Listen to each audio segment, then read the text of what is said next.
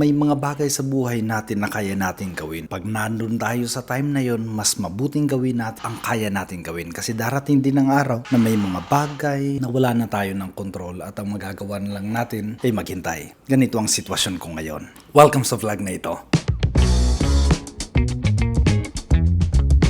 Balik muna tayo. Malis ako ng Antique.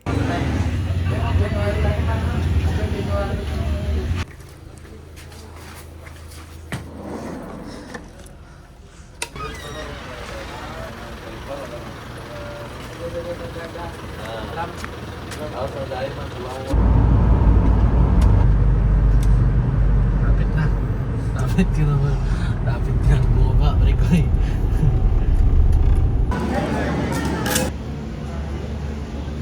May dalawa kong priorities paglabas ko ng Diocese of San Jose de Antique. Una, yung kasal ko kay Khalil na kabats ko at sa kanyang asawang na si Ruth. Wow, 6 years in the making yon. Una kasi kami nag-usap January ng 2018. So, this is it. Ang gamit ko sa likod. May ilang minutes pa. This is ang celebration na to, ang part ko bilang pare, isa sa mga pangarap ko bilang ako na nagpare na maging pare, maging parte ng malaking celebration ng mga taong malalapit sa akin. Si Khalil, isa sa mga taong malalapit sa akin. Blessed and thankful na tinawag ako ng Panginoon sa bukasyong ito, and blessed and grateful din ako na i-share ko ang na-receive ko sa Panginoon pagi sa celebration na to. FYI lang, an evening before yung kasal, sana magkakasama na kami ng mga groom. Kasi mas maganda yon.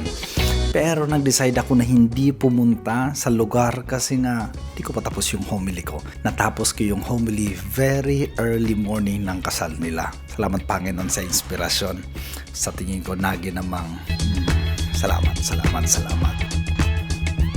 Second, pero bago yung second, notable mentions muna. Una, isa sa mga bagay na kinakatuwa ko pagbalik ko ng Pilipinas after ng Kenya Mission ay One of the things na nagi kong desisyon nung nagi akong diakono sa katedral, kahit maliit, dapat may monthly savings ako. And yun ang gagawin ko ngayon. Sir, thank you. masaya din kasi may ipon. Second, parang ba sasabihin to? Beating the red light. Nahuli ako sa San Jose de Buenavista Antique. Ang laking bagay siguro nung accountable ka, naging magaan lang para sa akin. May violation, aminado, nagbayad, binigay yung papel. Okay na. And third, wow, ang sarap maging pari. Ang sarap magpakapari sa pamilya. Na-invite ako na mag-hear ng confession at mag-anoint sa panganay na kapatid ng nanay ko. Wow. Ito na yung kalawa. Nung umuwi ako nung September, na-met ko si Father Andrew Reception. May pinag-usapan kami. Sabi rin niya, mas mabuting i-open ko kay Bishop Marvin. At alam din ito ni Father Serge at ni Father Gon. And after a month, nag-yes siya. Nung nag-yes siya, nag-umpisa na ako mag-process. Ano yon? Ipapadala ako ni Bishop, God willing, pag dumating na yung visa. Kasi after ng visa, tsaka ako makakapag-enroll for 6 months sa Rome. Renewal program for missionary sa Gregorian University, pero ang residence ko sa koledyo. And speaking of that, kanina galing ako sa Italian Embassy. Pinasa ko na ang mga kailangan kong ipasa para nalobat na. Wow. So sinasabi ko, galing ako ng Italian Embassy kanina, 9 a.m. Yung appointment ko before 9 a.m. na andun ako, and before 9:30 nasa labas na ako, tapos ng pag-process ko. Ngayon, ang sinabi ko kanina, may mga bagay tayong pwedeng magagawa. Kung naandun tayo, gawin natin ang magagawa natin. Kasi darating yung araw na pareho ng sitwasyon ko, nakadepende na sa kanila kung i-approve o hindi i-approve. Kung ma-approve, darating before 29 or after 29, kasi 29 na January ang last day ng enrollment sa Gregorian University. Sorry, ang daming kinakabisihan, ang daming nangyari na hindi na ako New Year pa lang, sorry na. Pero sorry. Bible verse, clip, what makes you happy? Okay, ma.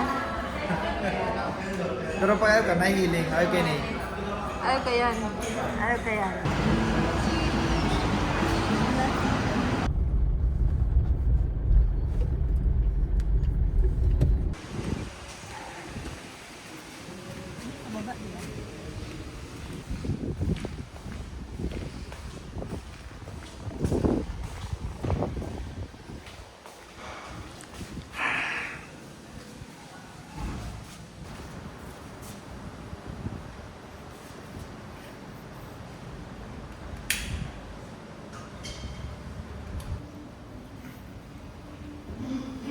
Pero, eto yun. Ang vlog na prinamis ko sa pag-post ko sa YouTube channel na to. So, thank you for being here. I hope you're okay. I hope you remember that you are blessed. You are a blessing.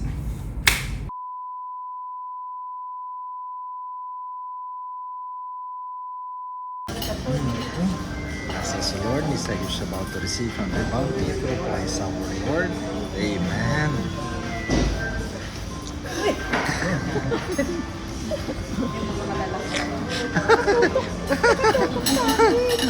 Di ba ikaw yung nag-request? Ikaw naman. Request ka ng video. Sige, magsalita ka. Mag-hi ka sa mga taga-antike.